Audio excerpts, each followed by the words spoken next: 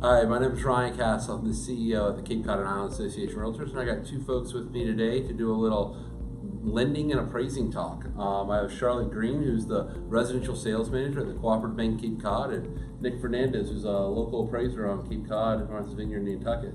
Thank you two for joining us. Thank you. We want to talk today a little bit about the lending process, appraisals, common things real estate agents run into, especially on Cape Cod, and how to address them in the appraisal and lending world.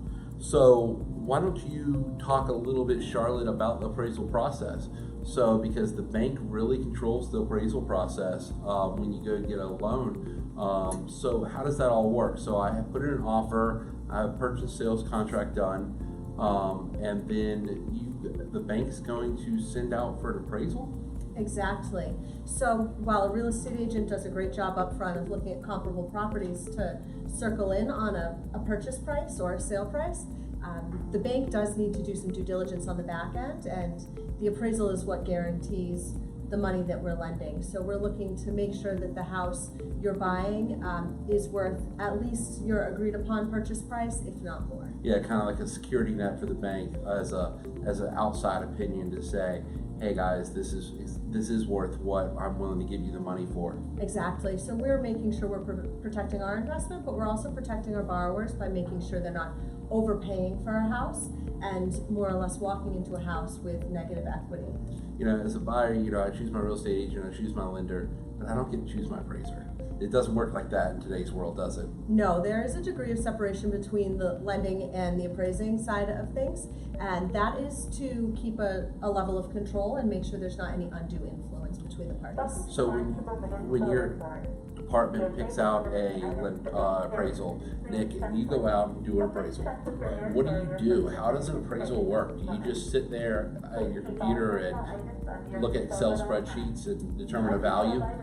There's a lot that goes into it, and for the residential side, it's usually a pre-printed form that comports to what the banks need for their underwriting. So an assignment will come in, you kind of vet it, you look at it, you see what's the makeup of the property, and a lot of times banks are using middlemen like AMCs, and the AMCs might send the appraisal out to 3 different companies to see who can do it faster and obviously who can do it for less. And then once you get that, you achieve the bid, you get the bid, you're ready to do the appraisal, you call the customer, you try to give them a convenient appointment. On the Cape, because it's a seasonal place, a lot of people live off Cape, sometimes everybody wants a weekend appointment. And so sometimes you have to accommodate them, sometimes you just can't. And you try to do it during normal daytime so you can actually see the property when you're doing the actual physical inspection. So what do you do when you go to the property? You want to check it for soundness. It's fit and fit. It's not falling down.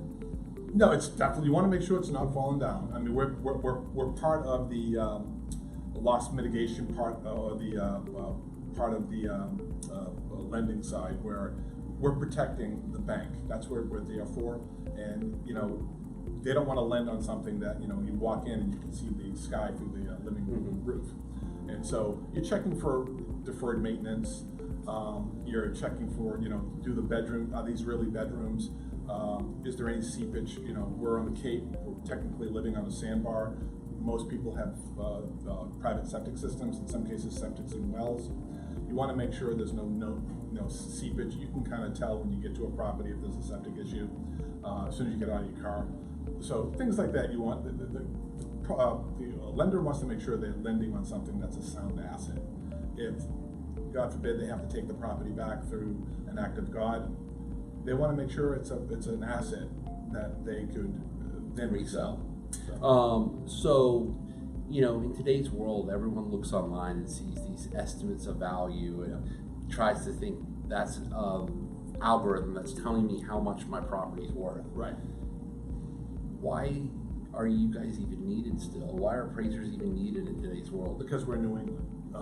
And New England's special and unique. We hear it all the time. It is. And we have the Red Sox and Patriots. Yeah. And Bruins. Exactly. But anyway, you need an appraiser. You need somebody to physically go out and see the property, because a Zillow estimate can't tell you sometimes if you have a commercial lot next door, or you have an old dump nearby. Zillow's going to give you an average, and it works in Florida, California, in places where you have a lot of tract housing, because all the houses are the same. In New England, everything's different, and nothing's consistent. You could have a $300,000 house on the same street as a $1 million house. But I mean, on the Cape, there's, you know, thousands of 3-bedroom, 2-bath Cape ranches. Right, right. And are they north or south of 6 or 6A? Do they have a water view? Do they have beach rights or access to the water? I don't think Zillow's going to pick that up. Are they renovated? Right, renovated. I mean, Fannie Mae and Freddie Mac, the secondary market over the last couple of years has created the uniform appraisal data set where they're data mining everything. So basically, we have to give a quality rating, a condition rating to all of the properties that we inspect, including the MLS stuff. So they're trying to quantify that, but it's extremely difficult because there's no consistency like there would be in a large tract development. So how do you two, you know, Nick comes and gives an appraisal to somebody and it doesn't meet what the offer is. How do you guys suggest real estate agents and lending officers work to resolve those issues? What we most typically see and advise our customers to do is to make sure that they have a clause in their purchase and sale agreement stating that the property needs to appraise at or above the purchase price. That's typically an escape clause. There are instances where when the market's hot, buyers are going in well over asking and they're prepared for it maybe not to appraise out. In those instances, we as a bank can only lend up to the lesser of the appraised value or the agreed upon purchase price. So in those instances, we do have buyers coming to closing with additional funds to cover the shortfall between the purchase price and the appraised value. In the first half of 2019, have you seen a lot of appraisals not meet asking the contract price, or are you not finding that as an issue right now? I'm not seeing it as an issue because the market's pretty strong and it's been pretty steady. It's been improving incrementally over the last few years. It's not wild swings of appreciation, but I haven't seen that, at least in the Cape market. Do you see it more when you do see it in the higher end or the lower end, or both? If you're going to see it, you're going to see it in all segments. But if you're in a resort area like the Cape and it's in high demand, there's a lot of competition for good properties. With the lack of inventory, it just shows you how strong the market is. What are the two things that sellers need to be aware of that could cause problems in appraisals? Because you hear all the time of government mortgages having some issues with certain types of things. So what are the two things that appraisers may say to a lender, hey, you got an issue and the seller might have to fix before you can do this, or, you know, loan? You got peeling paint hanging off the ceiling, or the siding is all flaked, the paint. You know, you have a rotted step. Basic things that any homeowner could do, but it's a no-go zone for a government loan. Anything else to add that you see frequently? Peeling paint is definitely the biggest thing we see here on the Cape. Just all the salt in the air erodes that paint.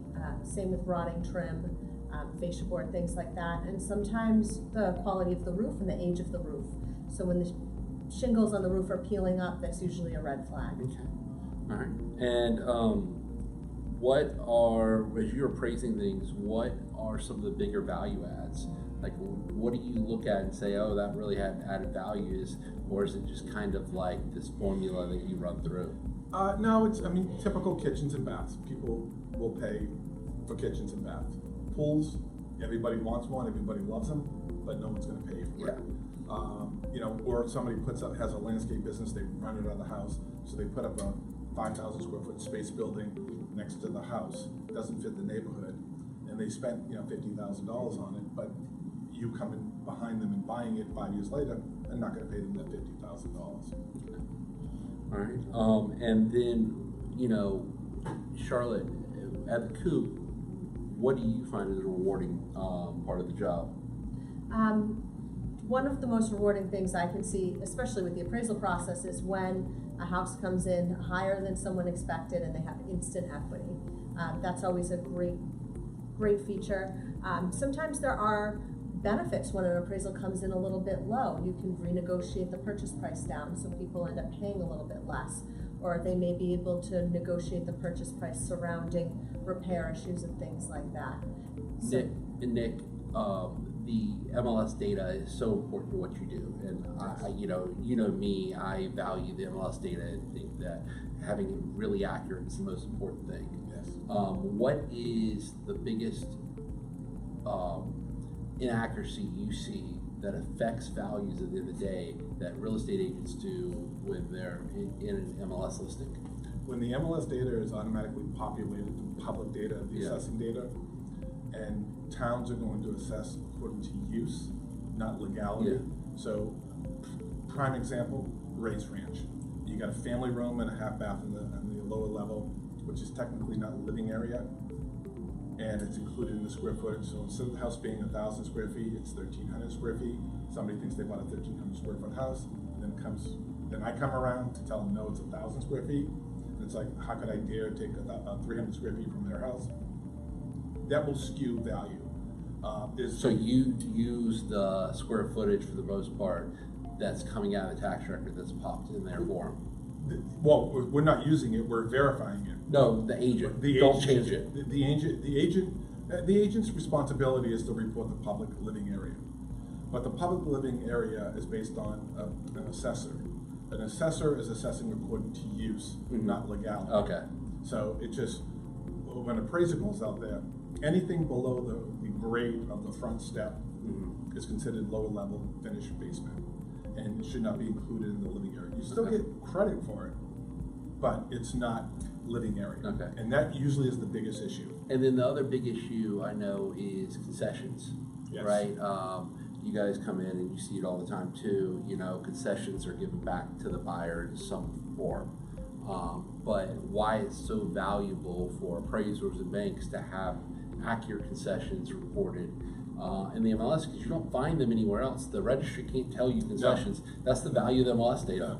It's important. Say you're in a neighborhood where there's a lot of homes that are identical that sell within a 5% range, and there's a $5,000 concession. To make it simple, all the houses sell for $100,000, but there's a $5,000 concession, and 50% of the homes have that concession when they're selling it. So the median price might not be $100,000; it might be 96, or even 95. And when you don't report it accurately, it skews the data. And if an appraiser, you're selling a house, you're the realtor, and you give me the P&S, and I see there's a $5,000 concession on this particular property. Once it closes, if I come back to use that sale, I need to deduct that $5,000 off the sales price, because the cash equivalent price to the seller is $95,000. And the last thing is, Charlotte doesn't like when people use cash to buy houses. But if they do, they can come to you and get that cash back out, right? Exactly. But the other thing is, what about an appraisal and a cash transaction? Because the appraisal is really a thing that the bank requires. Right. But should cash buyers be thinking about appraisals? They do, and a lot of times it's an afterthought, and it's because they have a loan officer queued up and they're going to get a line of credit, and they just want to get that going. Or their financial advisor might say, or a lawyer will tell them, you might be a little aggressive you might want to get an appraisal just to make sure, they don't mind overpaying because it's a hot market, like you said, but they don't want to grossly overpay. So they'll call an appraiser in, and a lot of times you call a realtor and they note the cash, it's all done, all the contingencies are met, and then I'm calling to do an appraisal. Wait, they're not getting a mortgage. We're not putting a mortgage contingency on this. So, no, we have to explain to them. Yeah. No, they're queuing up a line of credit, or they're just doing this for estate purposes or whatever. But it happens a lot, especially on the Cape, because you have a lot of cash sales on the Cape. Well, Nick and Charlotte, thanks for joining us, and thanks for talking today about the lending and the appraisal process and how it all works together with the real estate agents. Well, thanks for having me. Thank you, Ryan. And before we leave, I just have one question for you, Nick. Oh, sure. What's the craziest thing you've ever seen in an appraisal? I cannot say in polite company, as I told you, or said before, but I think a bomb shelter. I guess in the 50s. On Cape Cod? I think I've seen one on Cape Cod. I used to Okay. work in the Rhode Island market, and there were a lot in Rhode Island. And when they were attached to the Are they house, afraid Massachusetts is going to invade? That's a possibility even Okay. today. But anyway, Okay. no, just kidding aside, when they're attached to the house, they actually make really nice wine cellars, which is value added. But when they're out in the backyard and you have to go through like a bulkhead, they really have no value to it. But it's amazing what, with HGTV, not to pick on them, but everybody's an expert. Everybody, wants to put on their Martha Stewart hat and do the things. And sometimes you see outrageous stuff, and it's just like, wow, what did you pay for that? And you're like, wow, I won't even make an adjustment. Well, you heard it here first. Turn your bomb shelter into a wine cellar. Right? Right. Okay. Thank you, Charlotte. Thank you, Nick, for joining us. And have a great day. Thank you.